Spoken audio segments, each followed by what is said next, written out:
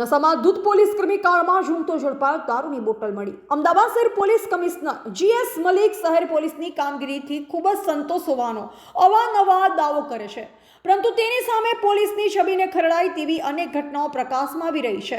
અમદાવાદના આનંદનગર વિસ્તારમાં જ આવો એક કિસ્સો પ્રકાશમાં આવ્યો છે। જાહેર રોડ પર એક ગાડીમાં એક વ્યક્તિ સૂઈ રહ્યો હતો। વહેલી સવારે જાહેર રોડ પર સફેદ ગાડીમાં શંકાસ્પદ હાલતમાં વ્યક્તિને જોતા જ રાહદારીઓ ચિંતામાં મુકાઈ ગયા। લોકોએ તપાસ કરી તો ગાડીમાં દારૂની બોટલ હતી અને આગળ પોલીસ લખેલી પ્લેટ પણ મળી આવી હતી, જેથી આ મામલે લોકોએ વિડીયો બનાવી વાયરલ કરતા શહેર પોલીસમાં ઘટના ચર્ચાસ્પદ બની। નશામાં ધૂત આનંદનગરમાં ફરજ બજાવતા પોલીસ કર્મીનો વિડીયો વાયરલ થતા આખરે પોલીસે ગુનો નોંધવાની ફરજ પડી હતી। પોલીસે મામલે હેડ કોન્સ્ટેબલ ગોપાલ ડાંગર સામે ગુનો નોંધી તેની ધરપકડ કરી છે। તાજેતરમાં અમદાવાદના નવરંગપુરા પોલીસ સ્ટેશનના એક પોલીસ કર્મીએ રાત્રે ચિકાર દારૂ પીધેલ હાલતમાં અકસ્માત સર્જ્યો, ત્યાં હવે અમદાવાદમાં વધુ એક વખત પોલીસ કર્મીનો વિડીયો વાયરલ થયો છે। દારૂ પીધેલ હાલતમાં પોલીસ કર્મી સફેદ કલરની કારમાં જાહેર રોડ પર જ ઊંઘતો ઝડપાયો। વિડીયોમાં પોલીસ કર્મી કારની આગળની સીટ પર સૂતો જોવા મળ્યો હતો અને પાછળની સીટ પર દારૂની બોટલ પણ દેખાઈ હતી। ગાડીમાં આગળ પોલીસ લખેલી પ્લેટ હોવાથી ત્યાંથી વહેલી સવારે પસાર થતા લોકો આ દ્રશ્ય જોઈ ચોંકી ઉઠ્યા।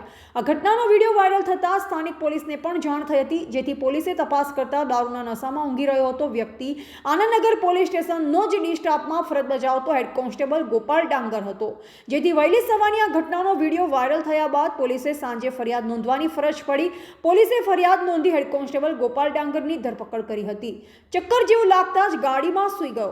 આનંદનગરના પોલીસ કોન્સ્ટેબલ ગોપાલ ડાંગરને પારિવારિક અને જમીન બાબતે તણાવ હોવાનું પોલીસ સ્ટાફમાં ચર્ચાઈ રહ્યું છે। રાત્રે નોકરી પૂર્ણ કરી તેને દારૂ પીધા બાદ વહેલી સવારે તેને ચક્કર આવતા હોય તેમ લાગતા તે ત્યાં હતો, ત્યાં જ તેણે ગાડી સાઈડમાં પાર્ક કરી સૂઈ ગયો હોવાની કેફિયત વર્ણવી। વિડીયો વાયરલ થતાં પોલીસને ફરિયાદ નોંધવી પડી। પોલીસ કોન્સ્ટેબલ ગોપાલ ડાંગરને સવારે રાહદારીઓએ પીધેલ હાલતમાં ગાડીમાં સૂતેલો જોયો હતો। પોલીસની પ્લેટ હોવાથી લોકોએ વિડીયો વાયરલ કર્યો। ગણતરીના સમયમાં પોલીસ કર્મીની ઓળખ થઈ ગઈ હતી, છતાં એન ડિવિઝનના એસીપી આ ઘટનાને દબાવી લેવાનો પ્રયાસ કર્યો હોવાનું ચર્ચાઈ રહ્યું છે। આખરે વિડીયો વધુને વધુ વાયરલ થતાં પોલીસને ફરિયાદ નોંધવાની ફરજ પડવામાં આવી રહી હોવાનું ચર્ચાઈ રહ્યું છે। અહેવાલ જયેશ માળી, સંબંધ ભારત ન્યૂઝ, અમદાવાદ।